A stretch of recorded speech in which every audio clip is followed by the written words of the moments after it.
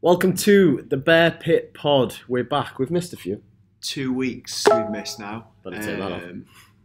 What's that? Notification. Yeah, 2 weeks we've missed. And it's not for any particular reason. It was just Schedule issues. our diaries didn't align, did they? And then there was no. We feel like there's no point doing one on a same night as a match or when a match is the next day. No, it's the Vale game. It's just going to be out of date straight away. Is that on the agenda, the Vale game? Has that been It gone is. now? It is. No, we can bring that up. But before we do start, you've got something to raise, which is very important, much more important than football, to be honest. Yeah, it is. So it's it's a mate of a mate, if I'm honest. But there's a young lad called Bo, who has got cerebral palsy, and he needs an operation. He needs to raise 75 grand for an operation in America. He's a massive Stokey. He's got a twin brother named Seth. And there's a bucket collection going out, I believe, on New Year's Day that the club have approved as well to raise this 75 grand for Bo. I think they've got 55 grand so far, so they only need another 20 grand. And then if they achieve this target, they can go to America.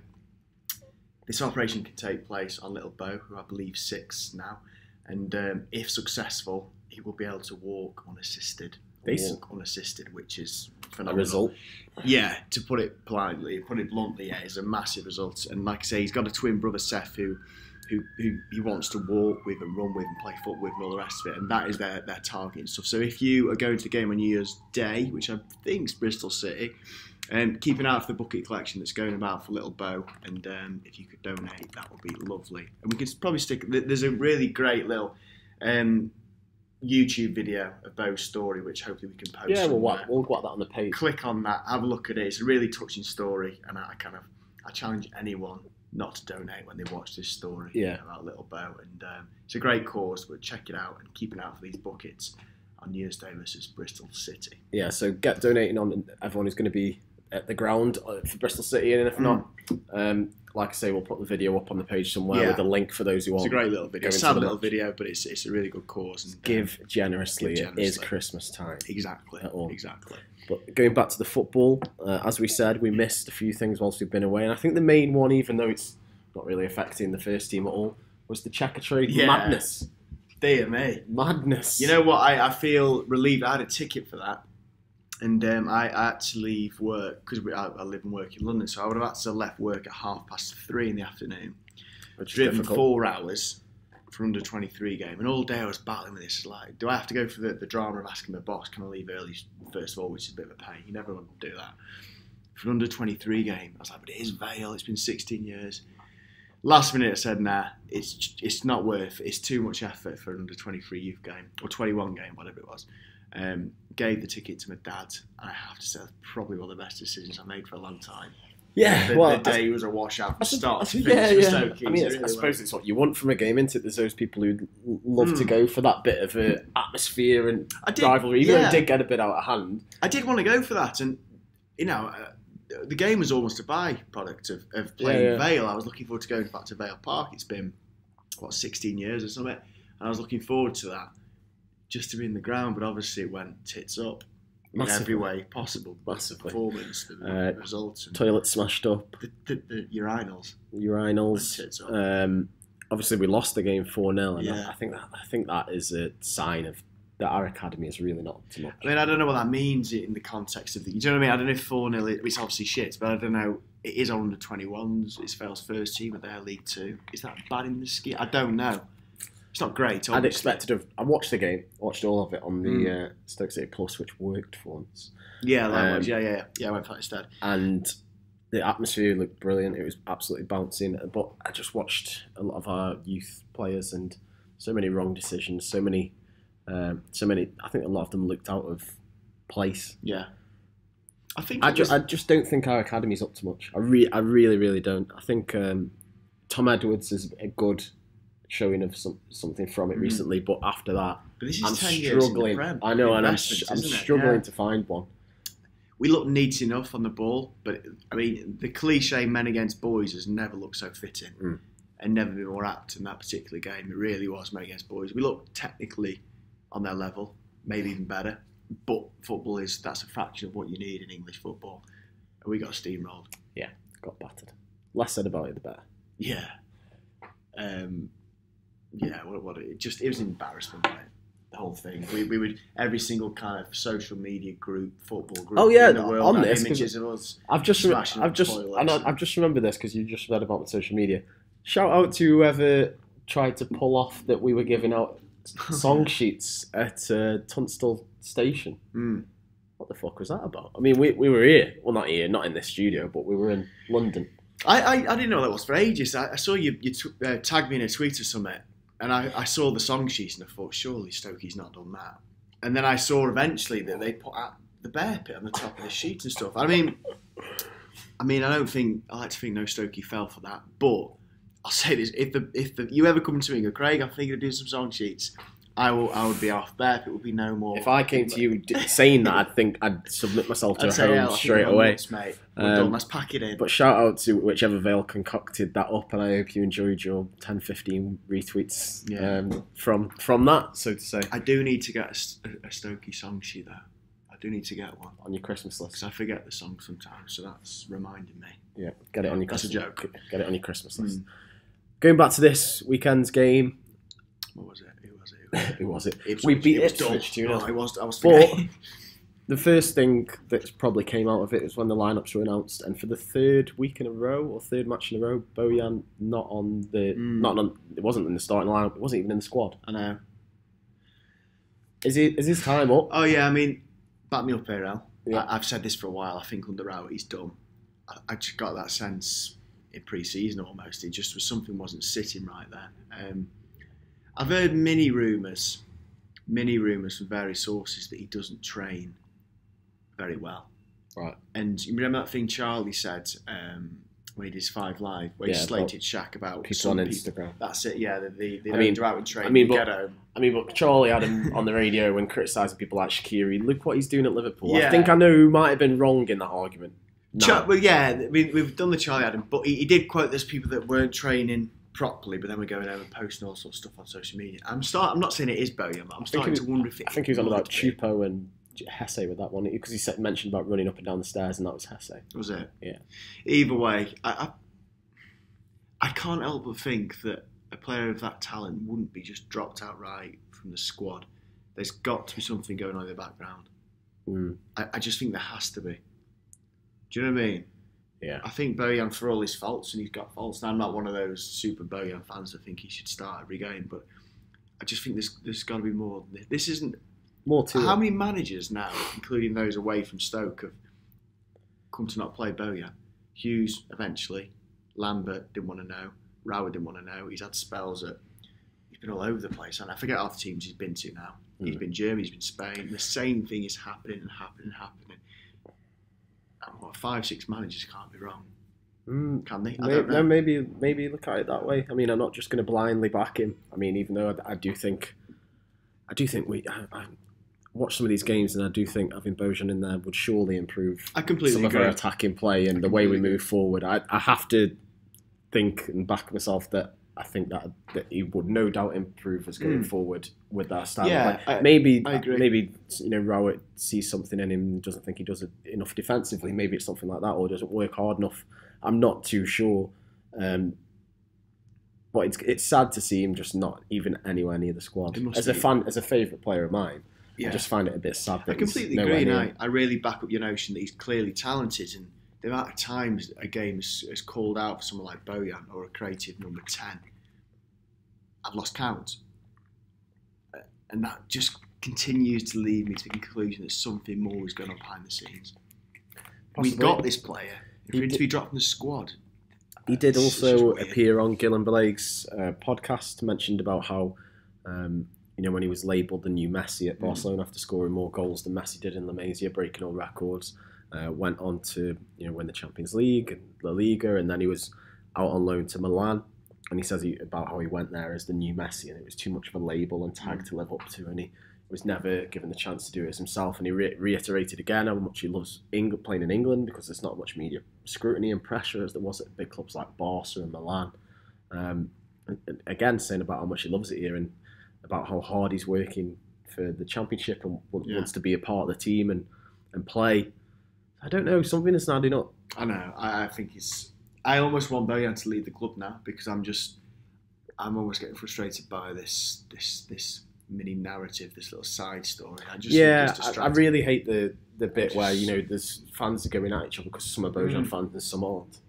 I mean, there's no need to have that much of an argument about it, but you can understand why some people would like him on the side. I mean, I would. Don't get me wrong here. I'm not saying I dislike Bojan. I've seen what he's done, but I think we need to draw a line under the Bojan thing now. The club does, sooner or later. Either play him or get rid of him properly. Well, we'll draw a line under it on this podcast and move on to the next subject, which was Paul Lambert, who got a good reception.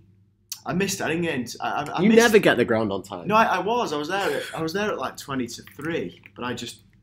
Maybe I'm undermining your point here, but I missed that. I don't recall the good reception. Maybe I wasn't concentrating. I was having a pint till maybe last minute, maybe. I don't recall that. Well, I'm sorry. I think he got a good reception. It was clapped. I wouldn't say that people were cheering and throwing roses at him, but he got a good clapping, so to say. Yeah. And going into the game, it was a strange one because obviously we've won, but I've got seen people saying it's one of the worst wins they've ever seen. It's a really weird atmosphere. A weird game. We didn't really look like creating too much, but we've somehow scored 2 goals. Two good goals. Very good goals. The first one was scored by Tom Ince. Woods picked the ball up in the middle of the park, played it out to Klukas, who got yet another assist. I think is that 4 or 5? Enough. Enough. That's the statistical accuracy we go for on this channel. Podcast, He's got enough. And he slotted it into Tom Ince. He managed to place it under the keeper. Good finish. Under the keeper's legs. First touch good great finish. So that was 1-0. And then in the second half, we scored again. Eric whipped across into the box. Joe Allen it was a great finish, I thought. He just placed it on the volley into the opposite corner. It was immense. I mean, I'm rubbish at football, always have been, always will be. But I can see that it's such hard technique. Oh, yeah. The ball was right under his feet and he had to catch it onto the volley, didn't he? It was a fantastic finish from Joe.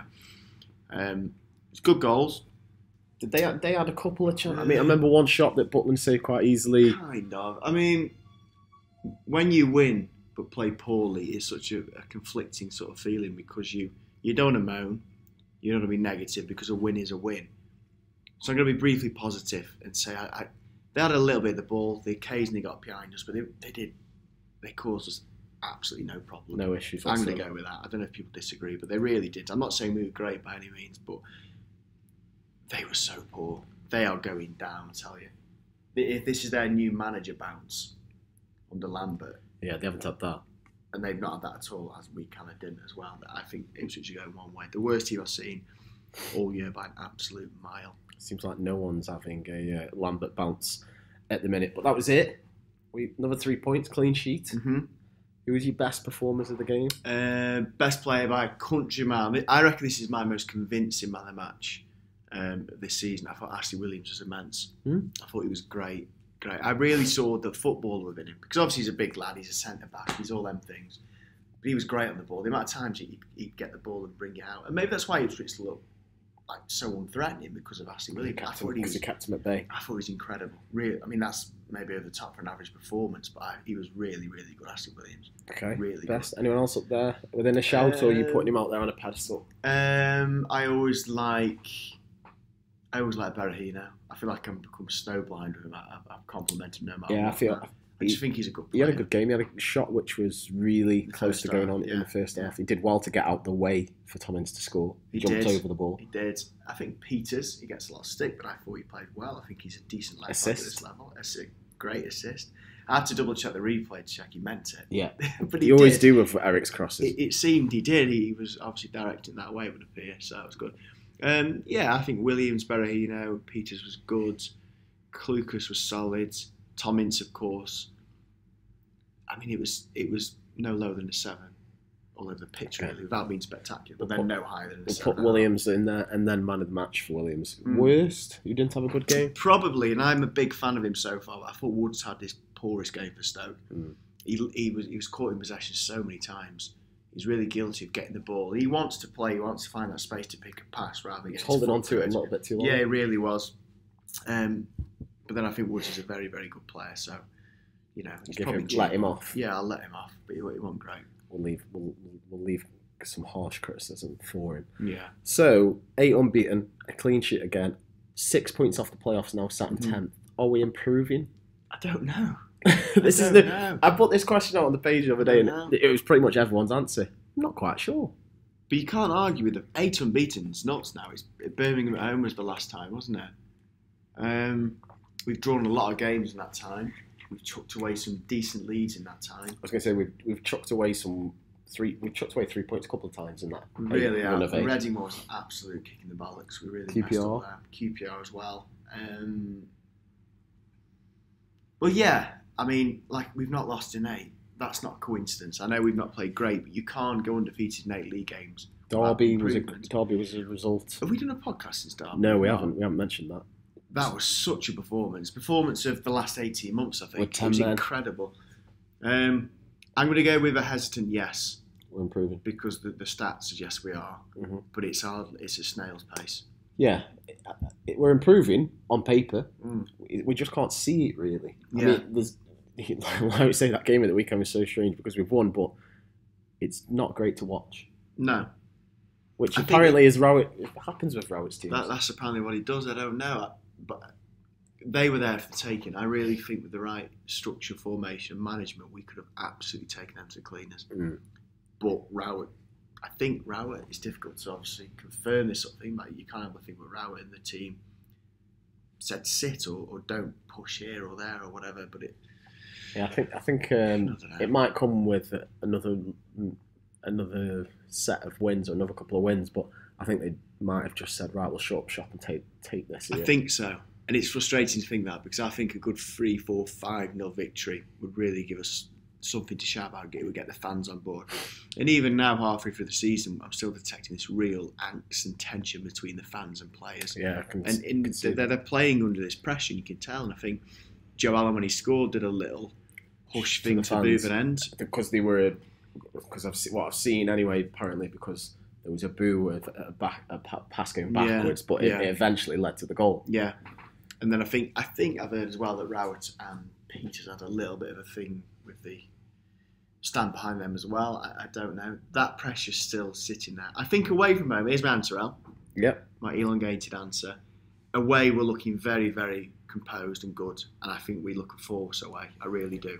At home, is that because there's no pressure? Yeah, 100%. And at home, the psychological pressure of expectation is still crushing us.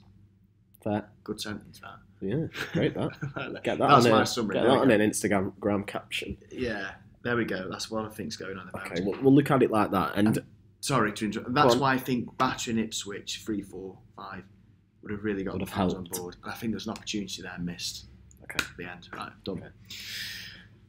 So it will be a huge game this weekend. We'll come to that at the end anyway, but massive. Since then, some of the lads have gone on a jolly up. Have you seen this? I saw the fancy dress picture. Yeah.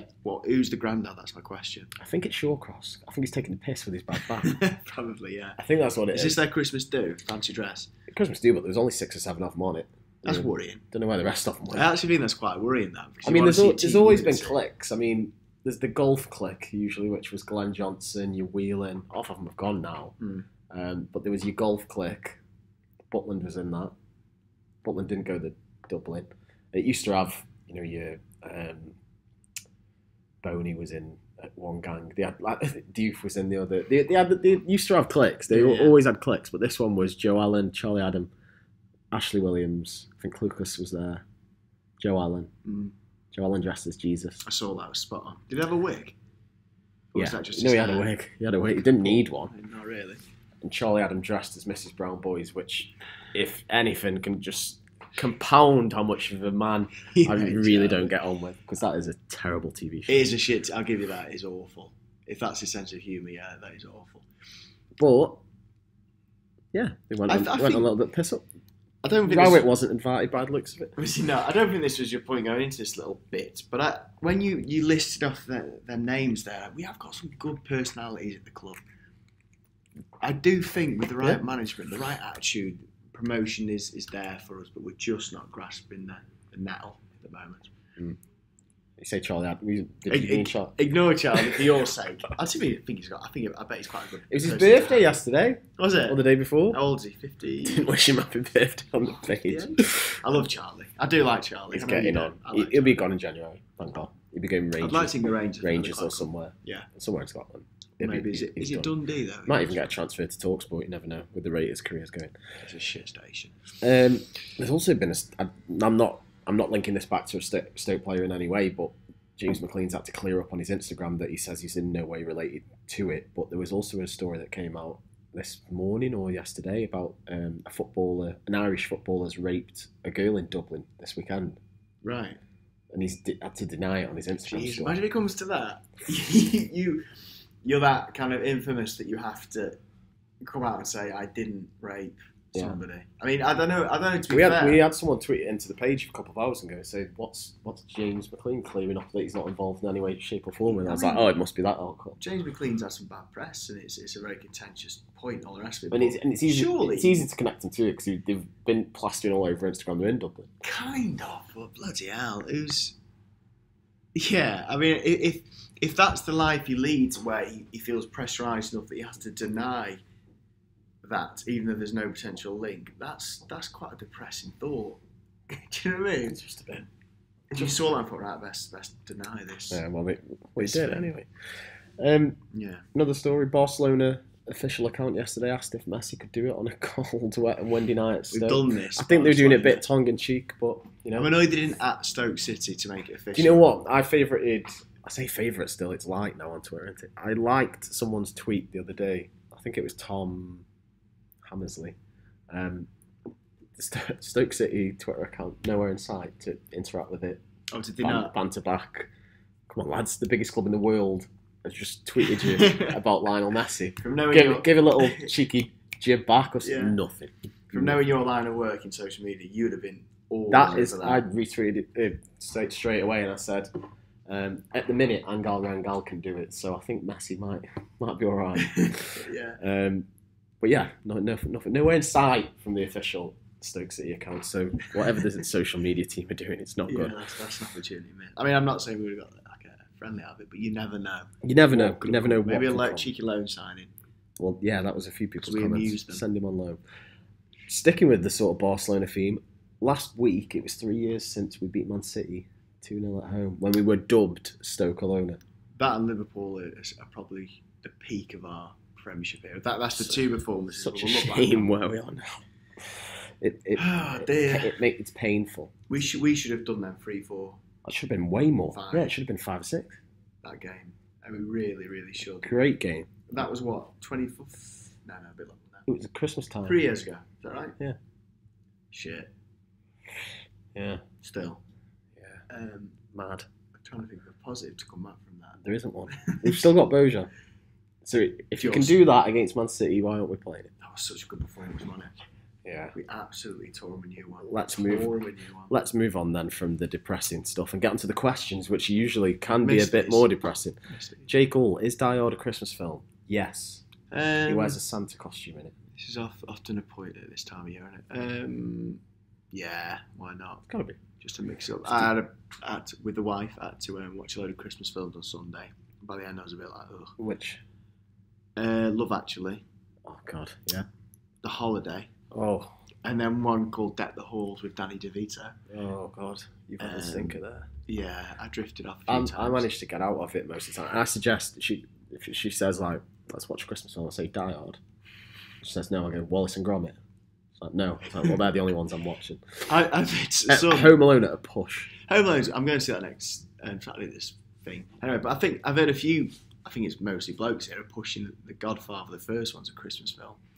Because Vito gets shot at Christmas. Yeah. I mean, any strenuous link like that I am making if it means I don't have to watch a really shit film. Let's have a look at some more questions. Stephen Johnson says, which man regrets it the most turning us down? Martin O'Neill, currently out of work, Kike Flores out of work, or Rowett not taking the job sooner in January? Martin O'Neill, definitely. Yeah, because Flores has already been linked. He was linked with Southampton before they put the new manager in, Hassan Hüttl. He's Austrian. Is he? Yeah. Same thing. Ask Hitler. He was Austrian. Hey. You know what I mean? Martin O'Neill, I'm still good to be in game. I was a big advocate for Martin O'Neill. I'm keen to a lesser extent when Hughes went, but oh well. Turned out right in the end, didn't it? Yeah. with the relegation. Just about. Harry Adderley, what do you think about Dave Kitson and his recent chat about racism and the Sterling stuff? He's an idiot. Well, for a start, he come out and slagged off Pulis and Stoke with the Arsenal Ramsey thing, which was pushing 10 years now. Not only that, but it was with the Sun. So with the Sun, who shy paper. Yeah. Don't buy the Sun. I mean, Kitson's a bit odd, and I will never read what he says or take it seriously. I've done dismissed. Yeah. Have I told the Dave Kitson story on this podcast? Yes, you know have. It. Yeah. I haven't. The Delap one with his dad. Oh, well, I was just about to say if I give away you told us. I mean, yeah. But we know. There we go. No. But I tweeted it. I did it as a thread because on the Dave Kitson video, I said this is probably why he's a bit of an idiot because he was brought up by a person who did this and did a little thread. And I've had lots of people tweeting me saying, "This isn't real. This isn't real. Why have you made this story up?" Then you've just given away you told us. So it is real, and that's who told us. Let's get on to some more of the questions, though. Shout out at Bebo SCFC, who sent us more than 7, about 8 questions today. We're just going to answer one of them, and we will say, looking at the next few games, how many points do you think we'll get? So, what does few mean? I never know what few means. Few's 2 or 3. Okay, so we've got... Let's say 3. So Villa away, Millwall at home, Birmingham away. I mean, let's face it, we're still chasing the tail, so... I'm going to say 5. I think we need to get 6. Is it what we should get or what we need to get? It is. How many do you think we'll get? Oh, right. 8-5 then. Yeah, I'll say 5. 2 draws and a win. My heart says draw 6, at Villa, I think 4. Win at Millwall, draw at Birmingham. Yeah, I'll take that. That's what I'm going to say. Let's have a look at some more. Stoke or Wank, which is a great Twitter name. That's the name. Says, are you subscribed to PewDiePie? Yes, I am, but I know that Craig will have no idea who this is. I do actually. He's a YouTuber. Are you fucking hell? He's a YouTuber. I'm aware of him, and I've watched it. He's quite funny. Yeah. I think he's quite funny, yeah. Yeah, he is. There you go. Oh, there we go. Lewis Buxton says, is Affolai alive? Oh, bloody hell. I don't know. I have no idea. Actually, I think I saw a picture of him on Instagram somewhere enjoying a cup of tea or coffee. When people send us questions, they assume we've got any inside sort of information to the club. I mean, because we have absolutely nothing on that. I don't. Bauer, for that matter, is he alive? Yeah, is he? I don't know where they are. Brad says, on a scale of 10 to 10, how good is Sam Clucas? I was good for 8. He's not that good. He had a very good game against Derby. He's playing very well. Good start. He's playing well. He is playing surprised me. Yeah, I didn't know he was that good as he has been. I've got to before the podcast ends, Al, can I chuck in 2 pet hates? Yeah. Post this little segment. Yeah. Anyway, I need to get it off my chest. Okay, we'll come back to that. The award, Alex says, if we keep up this form of being unbeaten, do we have a chance at promotion? Yes, but we've got to convert the wins into draws because we could draw the rest of the games for the rest of the season. We won't get anywhere, but we'll stay unbeaten. Yeah, but we need to convert them into wins, and I think we'll have a much clearer idea over the Christmas period. Maybe. Yeah. Who will be more influential this season, says Scott, Sam Clucas or Tom Ince? Tom? I think Tom, because he's scoring goals. He is scoring goals. He's looking good at the moment. He's a good outlet. He's different from a lot of the players out there. He's a flair. Yeah, he's a player. Makes them happen. Gareth Okeke says, given the talent at his disposal, why isn't Rowett able to win more games? It's a good question, isn't it? I don't know. I mean, his reputation prior to coming here from a lot of Derby fans was he's very reserved with his approach to games, and I'm starting to see evidence of that for the first time now. I think he was figuring out how to get his philosophy across to the squad, and I think he's getting there now, and it is very reserved. It's very subdued, defensive, and I think it's restricting us a little bit. I think. Yeah. Did that answer that? Yeah, sort of. I can agree with that. Let's have a go on to the Facebook question. Sean Walker says, why is everyone so negative? 8 games unbeaten. Rowett is slowly turning around a team that was in a losing habit with no bottle. We're now hard to beat. A few better players in Jan, and we could be promoted. We as fans need to get back behind the lads, not boo. We should be better than that. I do agree with that sentiment, and I've turned into a miserable bugger at home games, and I am moaning a lot, and I'm probably not helping that general atmosphere and vibe at home. I do honestly think we're a positive home crowd away from really clicking. Yeah. and not to put pressure on the home fans here, and they pay the money and all that. But if we had that, it helps. The season we went up, the positive vibes at home probably carry us over the line, and I think we're missing that. And I think if you could instill that back to the home atmospheres, I think it will go far more than any fan can comprehend. I really do. It'll go a long way just to us against the world mentality. Yeah, it really will. I did my match day video. I texted you this the other day against Ipswich, and since I've been doing this for Bev, it was probably the hardest one I've ever done in terms of finding chants and songs, because I like to film moments of singing and songs, and it was flat. There was nothing there. I mean, the videos was pretty much me introducing it, a few little mild chants and me ending it. It was difficult to get. I just think we need to get that bear pit atmosphere back. We really, really do, and I think it will help no end. But I don't know how we do it. I think the fans need to kind of move on from relegation now and accept where we are and go again. But we'll see. Rob Wilshaw. I mean, there's plenty of people such as Carl Podmore and many others saying about the Bojan situation, but I think we've covered that earlier on in the pod. Rob Wilshaw says, would you prefer to spend Christmas Day at the Fletchers or the Wimmers?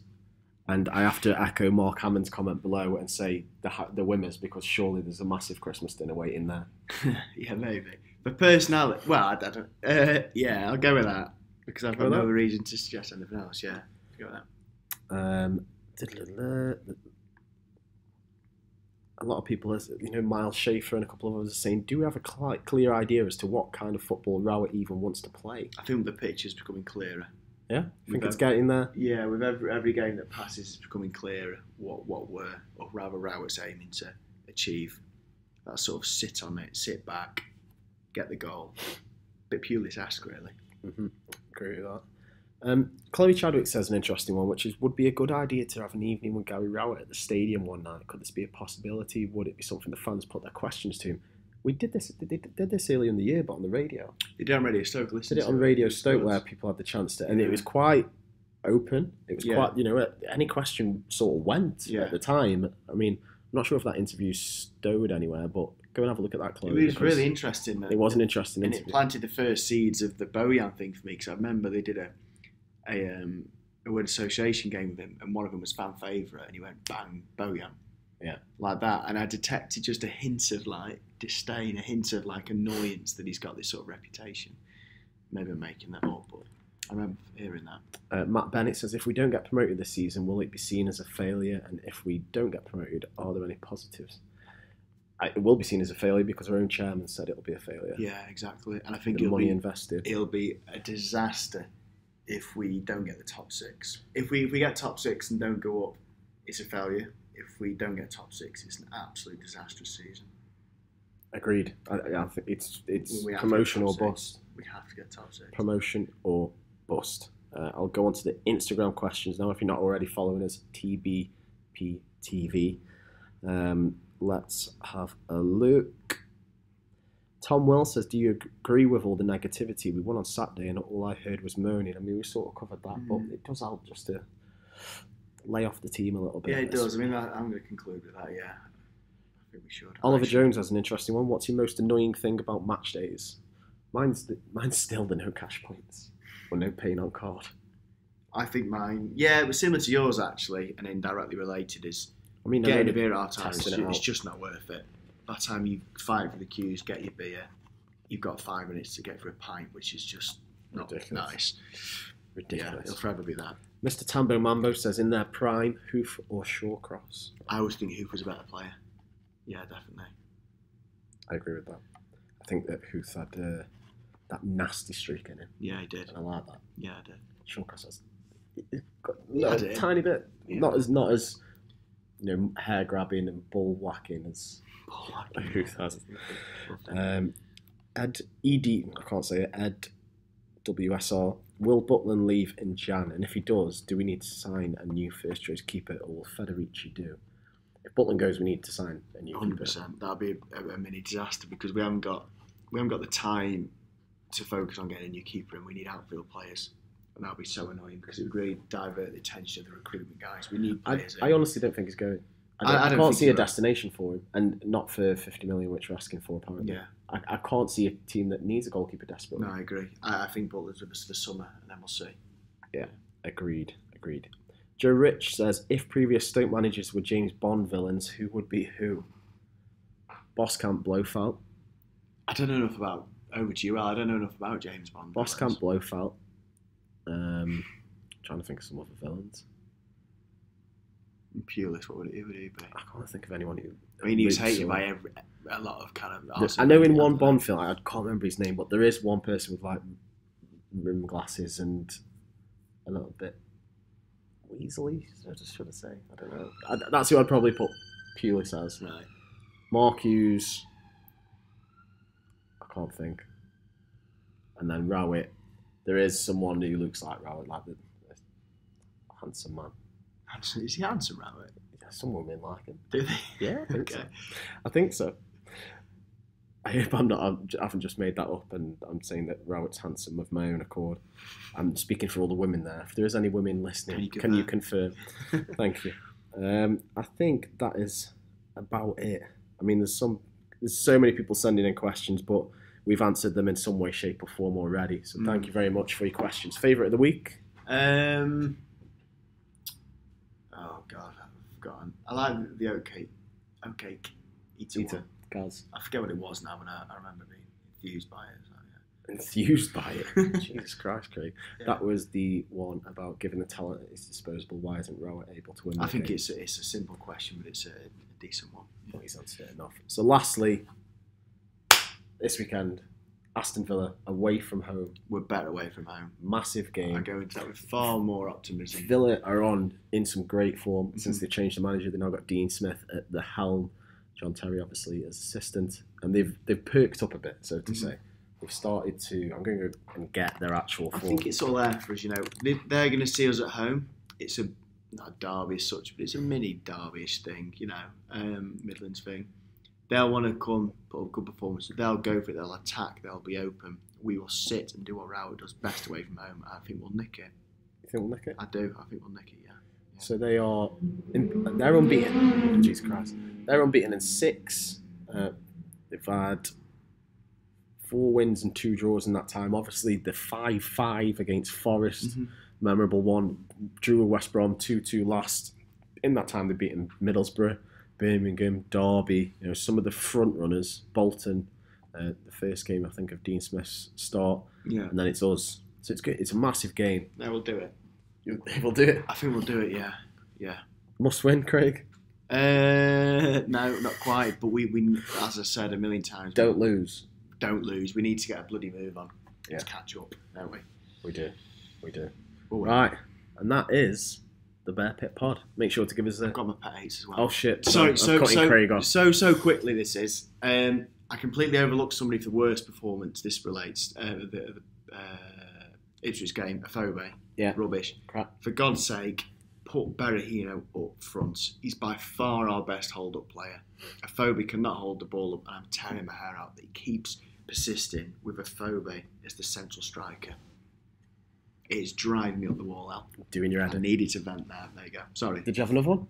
But the other one was Clucas was phenomenal. I felt when he played against Derby in that front left position, and he's not played there since. Injuries and all that, fine, but I think he was great there. It's our best form of the season. With Berahino up top, Clucas on the left, and he's not gone near it since. I think it's weird. There you go. That's Craig's pet hates section segment, which we might become a regular feature. But that has been the Bear Pit Pod. Make sure to drop it a like, subscribe, 5-star review, iTunes, Acast, SoundCloud, YouTube, wherever it may be, and we will see you all next week.